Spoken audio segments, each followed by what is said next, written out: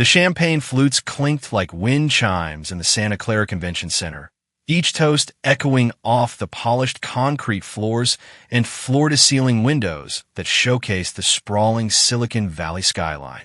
Outside, the California sun was setting behind the mountains, painting everything in that golden hour glow that made every startup feel like destiny. Inside, NetCore Systems was celebrating its biggest milestone yet. $4.2 billion in annual revenue, a number that had tech journalists scrambling for superlatives and venture capitalists already sliding into DMs.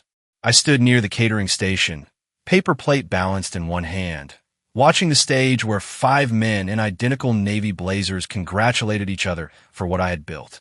The CEO, Richard Blackstone, gripped the microphone like he was accepting an Oscar, his voice booming through the speakers about visionary leadership and revolutionary innovation. Behind him, a massive LED screen cycled through metrics that told the story of NetCore's meteoric rise. Client acquisition up 340%, system uptime at 99.97%, processing capacity increased by 800%. Numbers that looked impressive to everyone except the guy who actually made them possible. They didn't mention my name. Not once. Not during the 20-minute presentation. Not in the press release that would hit TechCrunch within the hour. Not even in the thank you slide that credited the entire NetCore family. I was apparently part of the furniture now, as invisible as the Wi-Fi that kept their presentations running smoothly. It had taken me 5 years to drag NetCore out of the tech graveyard. 5 years of 18-hour days in the Palo Alto office, surviving on energy drinks and the kind of stubborn pride that keeps you coding through migraines. When I joined as Director of Systems Architecture, NetCore was hemorrhaging money faster than a punctured startup bubble. Their legacy platform was held together with digital duct tape and desperate prayers, crashing every time a major client tried to scale up. The previous CTO had bailed after a catastrophic product launch that left 3 Fortune 500 companies scrambling for alternatives and NetCore's reputation in shambles. I rebuilt everything. Not upgraded, not patched, rebuilt from the ground up. I designed a modular microservices architecture that could handle the kind of enterprise-level traffic that would make AWS engineers jealous. I implemented containerization before it was trendy, pushed for Kubernetes when everyone else was still wrestling with virtual machines. The infrastructure I created didn't just solve NetCore's problems. It became the gold standard that competitors tried to reverse engineer. The work wasn't just technical, it was cultural warfare. I had to fight through layers of bureaucracy, convince skeptical investors, and slowly earn the trust of clients who had been burned before. I remember the late-night call with Marcus Chun from Velocity Logistics, one of our biggest accounts, after we'd successfully migrated their entire supply chain management system without a single minute of downtime. "Alex," he'd said, "your team doesn't just deliver code. You deliver peace of mind." I still have that quote written on a sticky note tucked inside my laptop case. So yes, I expected some recognition. Maybe not a statue, but at least a mention. Instead, I got an email at 6:47 p.m., right as the celebration was hitting its peak. The subject line felt like a punch to the gut. Compensation adjustment notice. I opened it thinking maybe it was a bonus confirmation, poorly worded by HR. It wasn't. Due to organizational restructuring and budget realignment, your annual compensation will be reduced by 18%, effective immediately. This adjustment reflects our commitment to internal equity and sustainable growth. The language was corporate speak for "we don't value you anymore," wrapped in a kind of bureaucratic politeness that made it somehow worse than a straightforward insult. I looked up from my phone to see Blackstone still holding court on stage, now talking about the next generation of leadership, while the screen behind him showed headshots of key contributors. My face wasn't among them. Neither was my name in the credits that rolled past like movie end titles. 20 feet away from where I stood, they were celebrating my work while systematically erasing me from the story. The irony was suffocating. Every graph on that screen, every metric being praised, every technical breakthrough being celebrated, all of it ran on infrastructure I had designed, coded, and maintained. The audience was applauding a performance built on my stage, directed by my script, made possible by my 5 years of invisible labor. But in their version of the story, I was just another background player, easily replaceable now that the hard work was done. I felt something cold settle in my chest. Not anger exactly, but something more calculating. Because there was something they didn't know, something they'd overlooked in their rush to rewrite history. The system they were celebrating, the foundation of their entire platform, wasn't as stable as they believed. It had dependencies they'd never bothered to understand, connections they'd never thought to map. And I was the only one who knew where all the bodies were buried. As I watched them toast to their success, I realized they'd made a fundamental error in judgment. They thought they could erase the architect and keep the building standing. They were about to learn that some foundations can't survive without their creator. The morning fog rolled in from San Francisco Bay like it always did, but somehow the Palo Alto office felt different when I arrived at 7 a.m. Maybe it was just my perception, colored by the previous night's revelation, but the familiar hum of servers and keyboard clicks seemed muted, distant. I badged in through the glass doors of the NetCore campus, nodding to Kevin at security like I had every morning for 5 years, but even that routine interaction felt hollow now. My calendar was the first sign that the ground had shifted beneath me. Half of my regular meetings had vanished overnight. The Monday architecture review, the Wednesday scalability planning session, the Friday leadership sync that I'd been running since my second year. Instead, I found myself invited to something called the Legacy Systems Advisory Committee, a title that sounded important until you realized it was corporate speak for a place where we put people we want to forget about. The emails started flowing in around 9 a.m., each one a small knife twist disguised as administrative efficiency. Projects I'd been leading were being transitioned to the newly created Office of Digital Innovation, led by Blackstone's son-in-law, Trevor, who had graduated from Stanford 6 months ago with a computer science degree and a LinkedIn profile full of buzzwords like AI evangelist and blockchain visionary. I'd met Trevor exactly twice. Once at the company holiday party, where he'd asked me if we were using machine learning for our APIs, and once in the elevator where he'd pitched me his idea for disrupting databases with cryptocurrency integration. The worst part wasn't the demotion itself. It was how carefully orchestrated it felt. This wasn't a spontaneous decision made in a moment of corporate panic. This was a plan that had been months in the making, discussed in meetings I was never invited to, decided by people who had never written a line of production code in their lives. They'd been preparing to phase me out while I was working overtime to make their celebration possible. By noon, my access credentials had started disappearing. First, it was the executive file server. Suddenly, I couldn't retrieve the architectural diagrams I'd drawn up for the Q4 infrastructure expansion.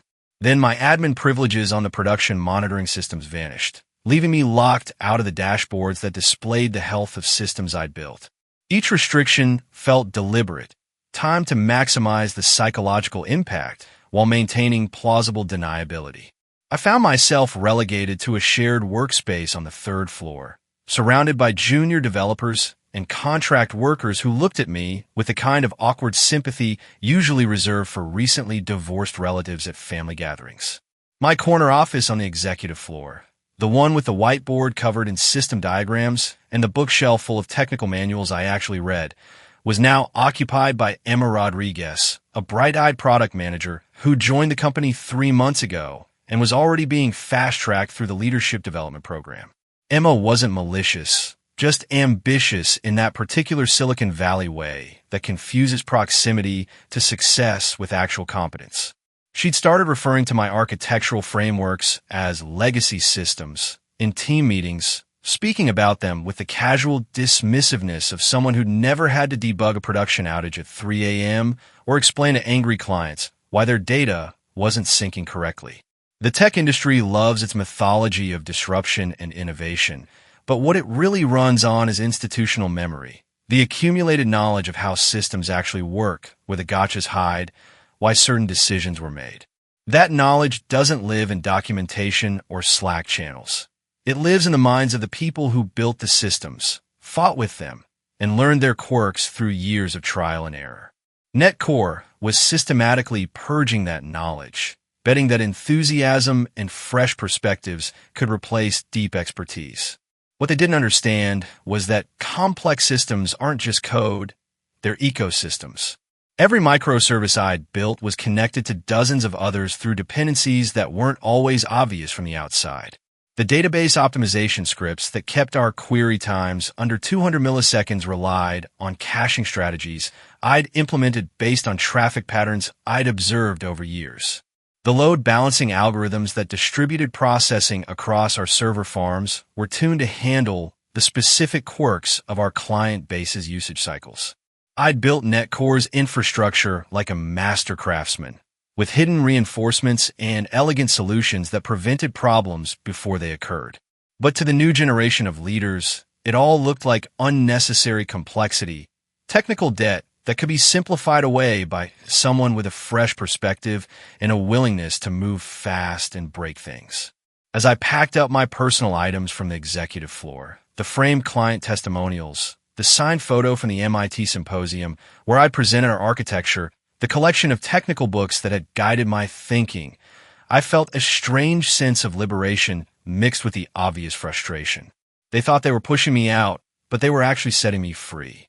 Free from the politics, free from the thankless task of maintaining systems for people who didn't understand them, free from the exhausting work of being brilliant in service of other people's dreams. I took one last look at the server room on my way out, running my hand along the cool metal of the rack that housed the primary processing cluster. The machines hummed quietly, processing thousands of transactions per second, completely unaware that their creator was being written out of the story. But I knew something they didn't. Systems like this don't run on autopilot forever. They need someone who understands their language, someone who can read the subtle signs of strain before they become catastrophic failures. NetCore was about to learn that expertise isn't just another resource you can hire and fire at will. It's a relationship built over time, based on trust and mutual respect. They'd broken that relationship, and soon they'd discover what it really meant to operate without the person who understood their systems better than anyone else in the world. My Menlo Park apartment felt different that night, like returning to a place you'd forgotten you owned. I'd spent so many evenings at NetCore, debugging crises or optimizing performance, that my own space had become almost unfamiliar. The silence was unsettling after years of constant digital noise. No server alerts, no Slack notifications, no emergency calls from the operations team. Just the distant hum of Highway 101 and the occasional sound of neighbors coming home from their own tech industry battles. I sat on my living room floor, surrounded by cardboard boxes I hadn't opened since moving here 5 years ago. Most people would have thrown out old project files and technical documentation by now, but I'd never been most people. Call it professional paranoia or digital hoarding, but I'd kept everything. Every contract, every technical specification, every email thread that had shaped NetCore's evolution from struggling startup to Silicon Valley success story. The box labeled NetCore Foundation Architecture was buried beneath layers of cables and obsolete hardware, but finding it felt like uncovering buried treasure. Inside, protected by a manila folder that had yellowed around the edges, was the original licensing agreement I'd negotiated when I first joined the company. The document looked almost quaint now, printed on standard office paper with the kind of legal language that corporate lawyers would later complicate into incomprehensibility. But the terms were crystal clear, written in my own careful handwriting in the margins, where I'd negotiated specific clauses. Core architecture modules licensed to NetCore systems for operational use. License term: 48 months from implementation date. Renewal subject to original developer consent. Failure to renew within 30 days of expiration results in automatic license termination and system access revocation. I read the clause 3 times, each repetition making the implications clearer. When I joined NetCore, the company was too cash-strapped to pay for the kind of enterprise-level architecture they needed. So I made them a deal. I'd license my proprietary microservices framework to them at cost, with the understanding that if the partnership didn't work out, I retained control over the intellectual property that made their platform possible. It seemed like a reasonable insurance policy at the time, the kind of professional protection that any experienced developer would want. The expiration date was circled in red ink. 32 days from today. Netcore's entire platform, every client dashboard, every data pipeline, every integration that connected their services to the Fortune 500 companies that now depended on them, ran on infrastructure that was still legally and technically mine. Not just the code I'd written as an employee, but the foundational architecture that everything else was built on top of. The licensing agreement predated their current legal framework, signed back when Blackstone was still pitching investors from coffee shops, and the entire company operated out of a converted warehouse in Redwood City. I leaned back against my couch, the document trembling slightly in my hands. This wasn't about revenge or sabotage. It was about ownership and respect. They'd systematically removed me from the story of Netcore success, treating me like a disposable resource instead of the architect who'd made their dreams possible. But they'd forgotten that architects don't just design buildings. They understand the fundamental principles that keep those buildings standing. The beautiful irony was that their betrayal had been so complete, so focused on erasing my contributions, that they'd never bother to check whether they actually owned what they were celebrating. In their corporate memory purge, they'd lost track of the legal foundations that their entire business model depended on. The contracts department had been restructured twice since I joined, and the original agreements had been buried in digital archives that the new generation of leaders had never bothered to explore. I opened my laptop and logged into the admin interface that controlled the core architecture modules. They'd stripped away my access to most systems, but this one predated their current security infrastructure. It was mine, licensed to them, running on servers they owned but controlled by protocols I designed. The irony was perfect. They'd been so busy taking away my corporate access that they'd never thought to revoke my access to the systems that actually mattered. The modules weren't just code. They were the digital DNA of Netcore's success. The load balancing algorithms that kept their services running during peak traffic, the data synchronization protocols that ensured their clients' information stayed consistent across multiple time zones and currencies, the security frameworks that protected sensitive corporate data from the kind of breaches that had destroyed other companies in their space. Everything that made Netcore valuable to their clients, everything that justified their $4.2 billion valuation, ran through infrastructure that existed at my discretion. I didn't need to destroy anything to make my point.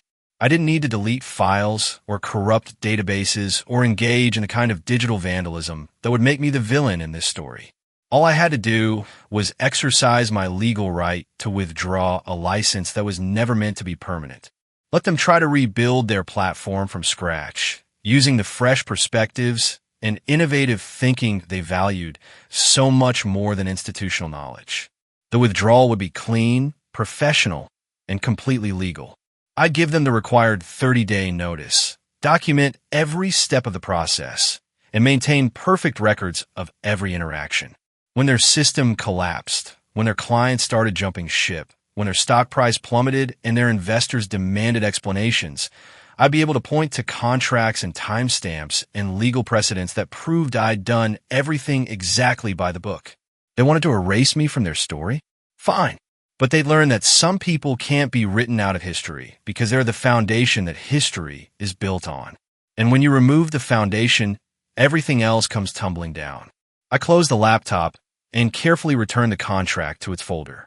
32 days until expiration. 32 days for them to figure out what they'd really lost when they decided I was expendable.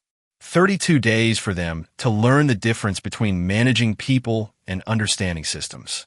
The countdown had begun, and for the first time in months, I felt something I'd almost forgotten. The quiet satisfaction of being absolutely, undeniably right. The first cracks appeared on a Tuesday morning, subtle enough that most people missed them entirely. I was monitoring the system remotely from a Starbucks in Palo Alto, sipping a coffee that had long since gone cold, while watching Netcore's infrastructure metrics on my laptop screen. The load balancing modules, the invisible traffic directors that kept data flowing smoothly between servers, had started showing minor inconsistencies. Nothing dramatic, just response times that were a few milliseconds longer than optimal, occasional timeout errors in the logs that would normally be dismissed as network hiccups. But I knew better. Those modules were canaries in the digital coal mine, early warning signals that the foundation was beginning to shift. I'd built redundancy into every system, but that redundancy depended on the core architecture remaining stable. As I began withdrawing my license components, piece by piece, the entire network was slowly losing its ability to compensate for stress. The second wave hit that afternoon. Emma Rodriguez had been running a client demonstration for a potential customer, some blockchain startup that wanted to migrate their smart contract processing to Netcore's platform. The demo was supposed to showcase their real-time analytics dashboard, the one that could process millions of transactions and display live insights across multiple currencies and market conditions.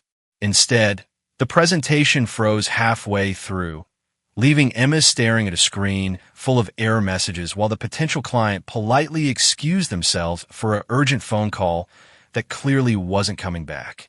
I watched it all unfold through the system logs. Each error message a small victory in a war they didn't even know they were fighting.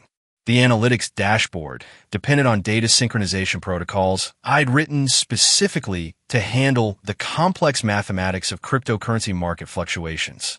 Without those protocols, the system defaulted to basic processing algorithms that couldn't keep up with the volume or complexity of real-time blockchain data. By Wednesday, the Slack channels were lighting up with confused messages from the engineering team. Anyone else seeing weird latency in the client reporting system? Database queries are timing out on the European servers. The mobile app is crashing when users try to access historical data. Each complaint was a symptom of the same underlying problem. Netcore's platform was slowly forgetting how to do the things that made it valuable. Trevor Blackstone, the CEO's son-in-law, called an emergency meeting for Thursday morning. I wasn't invited, of course, but the agenda was leaked to me by Gary Kim, one of the senior developers who'd worked closely with me for 3 years and understood exactly what was happening. System stability review, the email subject line read, followed by a list of bullet points that might as well have been titled, "Why We Shouldn't Have Fired Alex." The meeting was held in the main conference room, the one with floor-to-ceiling windows that looked out over the Googleplex and the rest of Silicon Valley's digital empire. Through the glass walls, I could see Trevor pacing back and forth while engineers pulled up error logs on the main display screen. Emma was there too, looking pale and defensive as she tried to explain why 3 separate client demonstrations had failed in the past week. The beautiful thing about complex systems is that they fail in ways that look random to people who don't understand them. Each error seemed unrelated to the others. A timeout here, a sync failure there, a dashboard that wouldn't load properly under certain conditions. The engineering team was chasing individual bugs instead of recognizing the pattern, like doctors treating symptoms while ignoring the underlying disease. I could have walked into that conference room and solved their problems in 30 minutes. I could have explained exactly which modules were failing, why the dependencies were breaking down, and how to implement temporary fixes while they figured out a long-term solution. But I wasn't invited to their emergency meetings anymore. I was legacy personnel, a former employee whose expertise was no longer valued or wanted. Instead, I watched from the Starbucks across the street as their panic grew and their solutions became increasingly desperate. They brought in outside consultants, expensive specialists who charged $500 an hour to analyze systems they'd never seen before. They scheduled emergency code reviews, all-hands debugging sessions, and stress tests that only made the problems worse by putting additional load on an already strained infrastructure. The irony was perfect and painful. They'd spent months pushing me out, treating my knowledge and experience as obstacles to their fresh thinking and innovative approaches. Now they were paying strangers huge amounts of money to try to understand systems that I could have explained to them for free if only they'd bothered to ask before burning all their bridges. By Friday, client complaints were starting to escalate beyond the technical support tier. Companies that had trusted Netcore with mission-critical operations were finding their systems unreliable, their data inconsistent, their performance metrics falling short of contracted service levels. The kind of problems that led to canceled contracts, legal disputes, and damage to reputation that could take years to repair. Gary sent me a text message that evening. They're bringing in a crisis management firm. Stock price dropped 8% today. Thought you should know. I appreciated the update, but I already knew. I've been monitoring Netcore's public metrics all week, watching their uptime statistics decline and their error rates climb, while their leadership team scrambled to find someone to blame for problems they'd created themselves. The countdown continued. 24 days until license expiration. 24 days for them to realize that expertise isn't just another commodity you can outsource to the lowest bidder. 24 days to learn that some bridges, once burned, can't be rebuilt with good intentions and emergency budget allocations. They wanted to write me out of their success story. Now, they were about to discover what that story looked like without the person who'd actually written most of it. The call came 11:47 p.m. on a Sunday, 3 weeks into Netcore's death spiral. I was in my home office, working on architectural designs for a new project that had nothing to do with my former employer, when my phone buzzed with a number I recognized immediately. Richard Blackstone himself, calling from what was probably his Atherton mansion, desperation finally strong enough to overcome his pride. I let it ring 4 times before answering, not out of petty revenge, but because I wanted him to feel the weight of each unanswered moment. When I finally picked up, his voice had the hollow quality of a man who'd been awake for too many consecutive hours, fueled by panic and expensive coffee. "Alex," he said, skipping any pretense of pleasantries. "We need to talk." "Hello, Richard," I replied, keeping my tone professionally neutral. "It's pretty late for a business call. This can't wait." There was a pause, filled with the kind of silence that precedes admissions of massive failure. "Our systems are experiencing significant instability. The engineering team thinks it might be related to some of the older architectural components." I almost laughed. 3 weeks of watching Netcore's platform crumble in real time, 3 weeks of their expensive consultants chasing ghosts in the machine, and they were still describing it as significant instability related to older architectural components. Even in crisis, corporate speak was their default language. "I see," I said, "and you're calling me because you built those components, because you understand them better than anyone else on the planet, because..." His voice cracked slightly. "Because we made a mistake, Alex. A big one." The admission hung in the air between us like a confession at a tribunal. Richard Blackstone, the man who'd stood on stage 3 weeks ago accepting credit for achievements that weren't his, was now calling me at midnight to fix problems he'd created by pushing me out. "The mistake," I said carefully, "was thinking you could erase me from your story without consequences. You didn't just fire an employee, Richard. You severed your connection to the person who understood your platform's DNA." I know.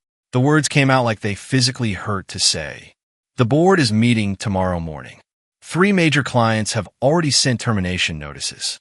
Our stock price is in free fall. If we can't stabilize the platform by end of week, we're looking at lawsuits, regulatory investigations, maybe even bankruptcy." I walked to my window and looked out at the Silicon Valley lights twinkling in the distance. Somewhere out there, in glass towers and converted warehouses, other companies were experiencing their own digital dramas. Startups burning through venture capital, established firms disrupting themselves into irrelevance, brilliant engineers getting pushed aside by people who understood marketing better than mathematics. "Here's what's happening to your system," I said, deciding to give him a glimpse behind the curtain. "The core architecture modules are failing in cascading sequence. Your load balancers can't handle peak traffic without the optimization algorithms I wrote. Your data synchronization protocols are reverting to default settings that can't manage multi-currency, multi-time zone transactions. Your security frameworks are throwing false positives because they're missing the threat assessment patterns I developed over 5 years of monitoring actual attack vectors. Can you fix it?" The question came out as barely more than a whisper. "Of course I can fix it, Richard. I built it. But that's not really the question you should be asking." "What do you mean?" "The question you should be asking is whether I want to fix it. Whether there's any reason for me to come back and solve problems for people who treated me like disposable hardware." Whether you've learned anything from watching your company implode without the person who made it successful in the first place. Another long pause. When he spoke again, his voice had changed, some of the corporate bluster replaced by something that might have been genuine humility. What would it take? Name your terms. Salary, equity, title, whatever you want. It's not about money, Richard. It was never about money. It was about respect, recognition, being treated like a valuable human being instead of a resource to be optimized and discarded when convenient. You're right, he said. We were wrong. I was wrong. I let politics and personalities get in the way of good business. I let my own insecurities about your technical expertise influence decisions that should have been based purely on value to the company. I was quiet for a moment, processing the admission. It was more self-awareness than I'd expected from him, though it had come about 23 days too late to prevent the disaster that was now consuming his company. There's something else you should know, I said finally. The core architecture modules you're struggling with? I didn't build them as an employee. I licensed them to NetCore under a specific agreement that expires in exactly 1 week. When that license terminates, your legal right to use those systems terminates with it. The silence that followed was so complete, I wondered if the call had dropped. When Richard spoke again, his voice was barely audible. You're telling me that our entire platform is built on technology we don't actually own? I'm telling you that your entire platform is built on technology one own, that I license to you conditionally, and that I'm choosing not to renew because you've proven you don't value the relationship that made it possible. Alex, please. We'll make this right. Whatever it takes, we'll make this right. Some things can't be made right, Richard. Some bridges, once burned, stay burned. You taught me that when you decided I was expendable. Now I'm teaching you what expendable really means. I ended the call and turned off my phone. Outside, Silicon Valley continued its relentless hum of innovation and ambition. But inside my quiet apartment, I felt something I hadn't experienced in years. The pure satisfaction of being completely, undeniably vindicated. 7 days until license expiration. 7 days for Richard Blackstone and his team to figure out how to rebuild 5 years of architectural excellence from scratch. 7 days to learn that some knowledge can't be replaced, some expertise can't be outsourced, and some people should never be taken for granted. The reckoning had arrived, and it was exactly as devastating as I'd expected it to be. The TechCrunch Disrupt conference was the kind of event that defined Silicon Valley's ecosystem. $1,000 tickets, networking that felt more like gladiatorial combat, and presentations that could make or break entire companies in the span of 20 minutes. The Moscone Center in San Francisco was packed with investors, journalists, and entrepreneurs, all hoping to witness the next big disruption in the digital landscape. I hadn't planned to attend. 6 months had passed since NetCore's spectacular collapse, and I've been quietly building something new, something completely my own. But when Maria Santos from Apex Ventures reached out with an offer to present on the main stage, I realized it was time to tell my story publicly. The introduction was understated. Alex Morgan, former director of systems architecture at NetCore, founder of Quantum Architecture Solutions. No fanfare, no hype video, just me walking onto a stage that felt both familiar and completely foreign. The audience was a mix of curiosity and skepticism. They knew the NetCore story, but most of them had heard the sanitized version that blamed market conditions and strategic misalignment rather than systemic management failure. I stood at the podium for a moment, looking out at faces that represented the entire spectrum of Silicon Valley's hierarchy. Venture capitalists who'd lost millions on NetCore's collapse. Competitors who'd picked up market share when NetCore's clients fled to more stable platforms. Engineers who'd watched the technical disaster unfold and wondered how such a promising company could implode so completely. I didn't leave NetCore, I said, my voice clear and carrying easily through the auditorium. I was systematically pushed out by people who confused technical debt with human debt. The silence was immediate and complete. This wasn't the usual conference presentation about scaling strategies or market penetration. This was a public accounting delivered by someone who had nothing left to lose and everything to prove. 4 or 5 years, I built the infrastructure that took Netcore from a struggling startup to a $4 billion company.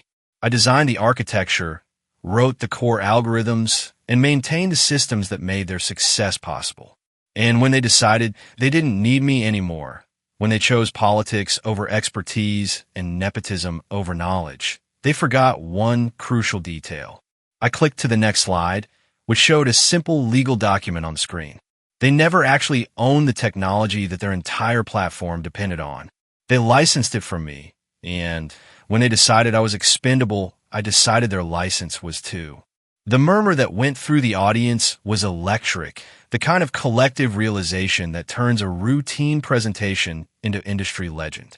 I could see phones coming out, Twitter fingers getting ready to live tweet what was clearly going to be the most talked about presentation of the conference. I didn't hack their systems. I didn't engage in sabotage or corporate espionage. I simply exercised my legal right to withdraw technology that belonged to me from a company that no longer valued the person who created it. The collapse wasn't a cyber attack. It was a very expensive lesson in intellectual property law and professional respect. The next slide showed the side-by-side comparison that would become iconic in Silicon Valley folklore. Netcore's old architecture and my new platform, Quantum. Same foundational principles, but evolved, refined, and built with 5 years of additional insight into how complex systems actually behave in the real world. This is Quantum Architecture Solutions, I continued. It's what happens when you build systems without compromise, without corporate politics, without having to justify every decision to people who don't understand the difference between marketing buzzwords and actual technical innovation. The demonstration that followed was flawless. Real-time data processing across multiple currencies and time zones, load balancing that made Netcore's former capabilities look primitive, security protocols that adapted dynamically to emerging threats. Everything Netcore had claimed to offer, but actually delivered by someone who understood the technology at a fundamental level. The applause when I finished wasn't just polite conference appreciation. It was the sound of an industry acknowledging that they'd witnessed something rare and valuable. But more than that, it was validation of something I'd begun to doubt during my final months at Netcore. That expertise and integrity still mattered in an industry obsessed with disruption and fresh thinking. Backstage, my phone exploded with calls and messages. Venture capital firms wanting to discuss funding rounds. Enterprise clients interested in migration services. Headhunters representing companies that had learned from Netcore's mistakes and wanted to ensure they had actual technical leadership rather than just management speak and organizational charts. But the message that mattered most came from an unexpected source. Emma Rodriguez, the product manager who'd occupied my old office during those final weeks at Netcore. Her text was simple and direct. "I'm sorry. I didn't understand what we were losing until it was gone. You deserve better." It wasn't absolution. Some wounds don't heal just because someone acknowledges they exist. But it was recognition. And in Silicon Valley's cutthroat ecosystem, recognition from former colleagues is rarer than unicorn valuations and more valuable than stock options. Netcore had tried to write me out of their success story, treating me like a bug to be patched rather than the architect who'd made their dreams possible. Instead, they'd given me something more valuable than recognition. They'd given me complete creative freedom to build something better, something that was entirely my own. The phoenix doesn't rise from ashes because it's angry about being burned. It rises because destruction creates space for something new and more powerful to emerge. Netcore's betrayal hadn't destroyed me. It had liberated me from the exhausting work of being brilliant in service of other people's visions. Now, I had my own vision, my own company, and my own story to tell. And this time, nobody could edit me out of the narrative because I was writing it myself.